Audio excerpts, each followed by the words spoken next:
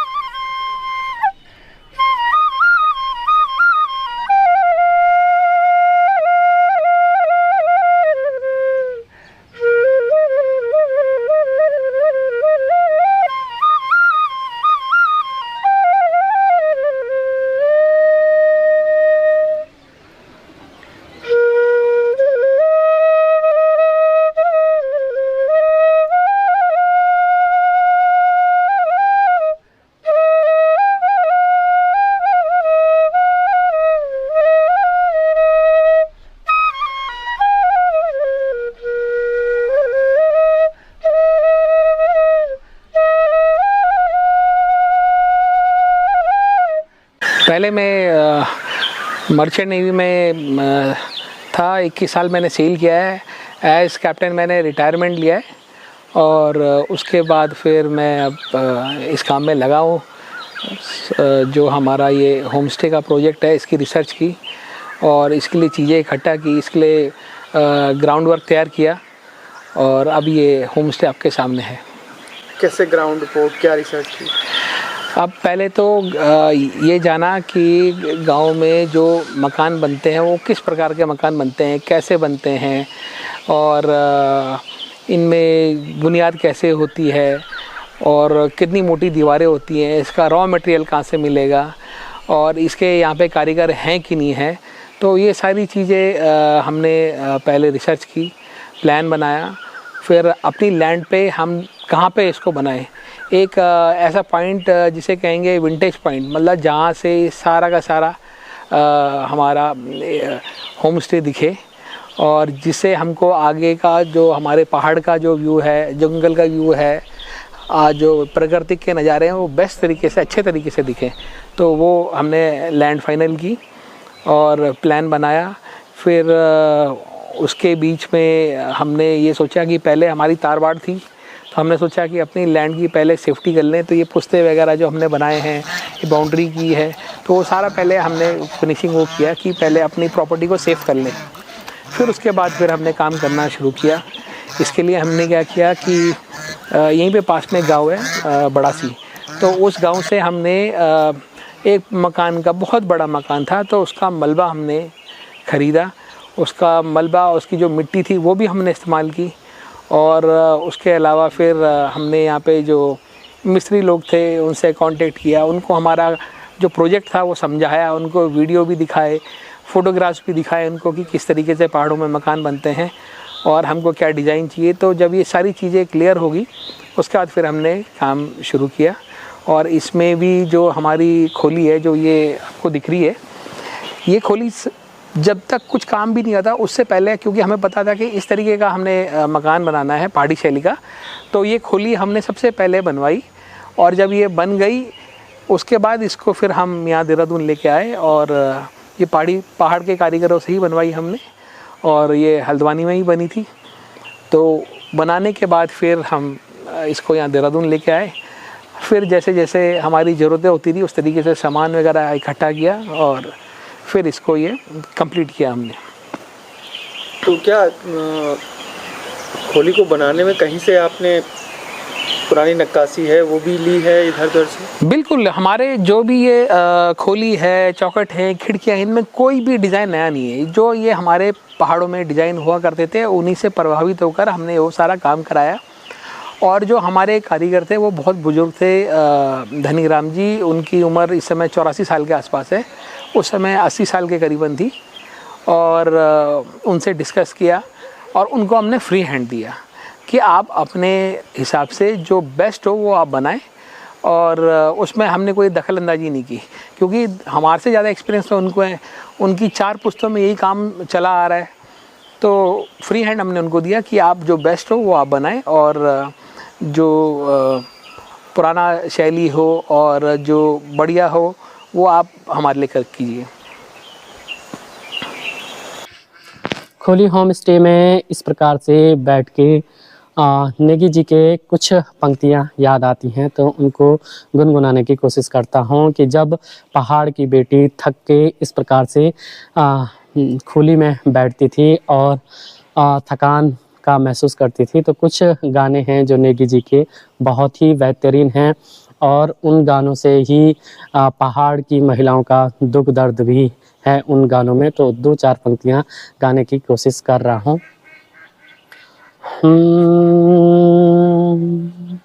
बिन सिर बटे धाण्यों मा लगी छेन सेणी खाणी सब हर चीन।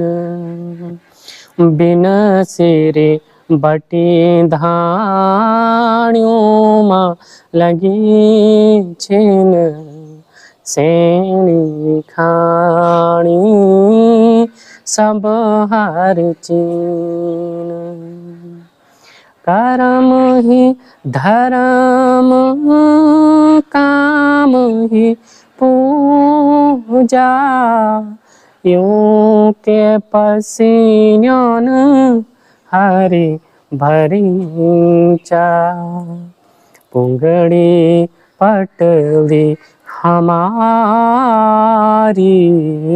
बेटी बारी पहाड़ों की बेटी बारी।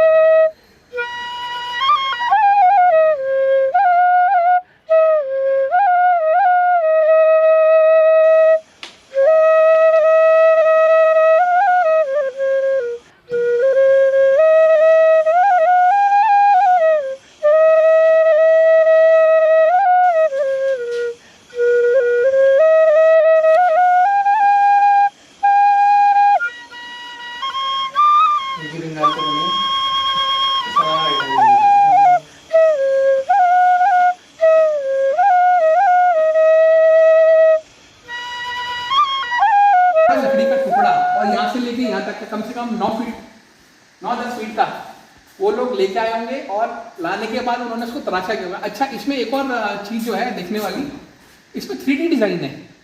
नॉर्मली क्या होता है, फ्लैट वाले डिज़ाइन होते हैं, इसमें देखिए पूरा ऐसा टर्न ले रखा, पूरा कर्व ले रखा। तो उसका इंस्पिरेशन सोचिए कि क्या रहा होगा। इसमें चिड़िया भी बनी है, तो उन्होंने इस तरीके से बनाया और उस परिवार ने बनाया जिसने बद्रीनाथ के मंदिर भी बनाए हैं। तो उसी परिवार के जो पूर्वज थे लगभग 250 साल पहले, उनकी बनाई गई है। देखिए जी, खोली इसलिए आए कि हमने इसमें अपना जो पहाड़ का जो लकड़ी के ऊपर जो कारीगरी है उसको हमने हाईलाइट किया है। उसके अलावा हमारा जो डाइनिंग है उसमें आधा जो पार्ट है वो म्यूज़ियम का रखा है। पहाड़ की जो लकड़ी के ऊपर जो नक्काशी थी उसके हमने वहाँ पे नमूने रखे हैं और जो हमारे लकड़ी के ऊपर लिखाई का काम होता था, लिखाई मतलब जो कारीगरी का काम होता था उसे लिखाई बोला जाता है उत्तराखंड में, तो वो काम हमने यहाँ पे डिस्प्ले में भी रखा हुआ, जो अलग अलग जगहों से हमने इकट्ठा किया है पूरे उत्तराखंड से, तो लोग उसको आके देखें और ये समझे कि हमारा जो लकड़ी की कारीगरी का जो काम था वो कितना समृद्ध था। तो ये एक जो नई जनरेशन है उसके लिए एक सीखने का माध्यम बन सकता है। यहाँ पे वर्कशॉप हो सकती हैं और कुछ लोग जो इस पे रिसर्च करना चाहते हैं उनको भी हम इनवाइट करते हैं, वो भी आके देखें। अच्छा, फिर हमारा जो ये होम स्टे है ये प्रकृति की गोद में बना है। इसके पास में एक नदी बह रही है, छोटी नदी है, और पास में ही एक फ्रेश वाटर का तालाब है, उसका लोग आनंद ले सकते हैं, उसमें तैर सकते हैं, उसमें पानी ओवरफ्लो होता रहता है, तो पानी गंदे होने की समस्या नहीं है। और यहाँ से बहुत सारे ट्रैक जो आप विलेज वॉक कहें, और जो आगे का एक यहाँ पे घाईसैन और चित्तौर गांव है उसके बीच में एक जंगल का ट्रैक है, वो बहुत ही सुंदर है, बहुत ही रमणीक है। तो आजकल एक कॉन्सेप्ट भी है शिनरिन योकु, जो जापानीज़ फॉरेस्ट ब्रीथिंग बोलते हैं, प्रकृति में रह के पेड़ों को गले लगा के जो प्रकृति का जो आनंद है उसको ले सकते हैं। और वहाँ पे तरह तरह के अनाज होते हैं जो पहाड़ी अनाज हैं, और जो खेती होती है उसको दे सकते हैं, उनका जीवन देख सकते हैं। और धान की और गेहूं की जो खेती होती है वो कैसे होती है लोग उसको देख सकते हैं, समझ सकते हैं। जो छानियाँ होती हैं जिनमें गाय रहती है उनको देख सकते हैं। और यहाँ पे बहुत सारी तरह तरह की जंगली वनस्पतियाँ हैं, जंगल हैं, तरह तरह के पक्षी यहाँ पे आते हैं, जंगली जीव भी आते हैं यहाँ पे, जैसे हिरन हो गए, काखड़ हो गए आपके, और घुरिड भी हैं ऊपर के साइड में, और आपके सांबर हो गए, खरगोश हो गए, जंगली सूअर, और यहाँ पे तेंदुआ भी आता है। तो वाइल्ड लाइफ से ये पूरा क्षेत्र आच्छादित है, भरा हुआ है, और तरह तरह की यहाँ पे जड़ी बूटियाँ भी हैं। तो लोग प्रकृति का, बर्ड वाचिंग का जिनको शौक है स्पेशली, क्योंकि यहाँ पे वाटर बॉडीज़ हैं बहुत सारी, तो इस क्षेत्र में मतलब तरह तरह की चिड़ियों को देखने की संभावना बहुत ज़्यादा है, तो लोग उनको देख के भी आनंद ले सकते हैं। एयरपोर्ट यहाँ से 18 किलोमीटर के लगभग है, और शहर भी यहाँ से बहुत दूर नहीं है। तो आप चाहें तो फिर यहाँ से आगे का अगर प्लान बने तो मसूरी की तरफ जा सकते हैं। इधर से 28 किलोमीटर पर ऋषिकेश है, चाहे तो ऋषिकेश चले आएँ, फिर एक भानिया वाला होते हुए हरिद्वार भी जा सकते हैं। तो बहुत सारे ऑप्शन आदमी के पास खुले हैं। राजा जी नेशनल पार्क हैं, जिनको जाना हो तो राजा जी नेशनल पार्क के लिए। सबसे बड़ी बात, हमारा ये जो होम स्टे है ये थानो रेंज में पड़ता है। थानो रेंज में जो खासकर जो चिड़ियों के लिए बहुत फेमस है। तो यहाँ पे बर्ड वाचिंग के बहुत ज़्यादा स्कोप है, बर्ड वाचिंग का। आप उसका आनंद ले सकते हैं, फ़ोटोग्राफी कर सकते हैं, और आप अगर कहेंगे तो आपका योगा, मेडिटेशन, ये सारा हम इसका वो भी करा सकते हैं। जो योगा गुरु हैं, योगाचार्य हैं, वो भी उपलब्ध करा सकते हैं। कमरे सर कितने? हमारे पास 6 कमरे हैं जो हम अपने गेस्ट के लिए रखते हैं। 2 कमरे हमारे अपने यूज़ के लिए हैं, और ये जो कमरे भी हैं इनको हमने जो पहाड़ी जो कारपेंटर हैं उनसे फर्नीचर बनवाया है। यहाँ पे हमने पेंटिंग्स जो हैं वो पहाड़ी कलाकारों से बना के रखी हैं। बहुत सारी सजावट की चीज़ें जो रखी हैं वो हमने पहाड़ से संबंधित रखी है, जिसमें आपको कहीं ना कहीं पहाड़ की कला दिखेगी। तो आप उससे देख के, उससे सीख के भी आप बहुत सारी चीज़ें समझ सकते हैं। तो ये हमारा प्रयास है कि हम अपना जो संस्कृति है उसका प्रचार और प्रसार करें, और ये उसका एक माध्यम बन गया है होम स्टे।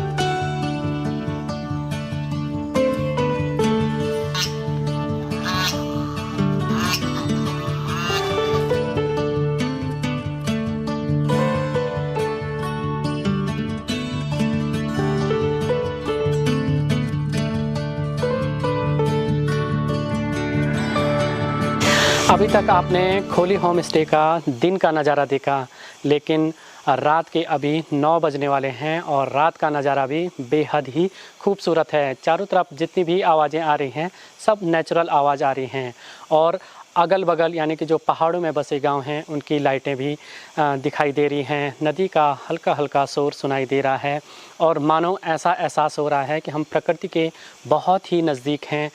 और ख़ासतर इस होम स्टे की विशेषता यह है कि ये होम स्टे उन्हीं लोगों को प्राथमिकता देता है जो प्रकृति प्रेमी हैं और जो नेचर से बहुत ज़्यादा प्रेम करते हैं, उनके लिए यह सटीक होम स्टे है। मोरी का नारेणा देणा होया भूमिका भूम्याला हो देणा होया पंच खोली और उसमें अंतर है ना? नाम देवा अच्छा, हो। लाइट का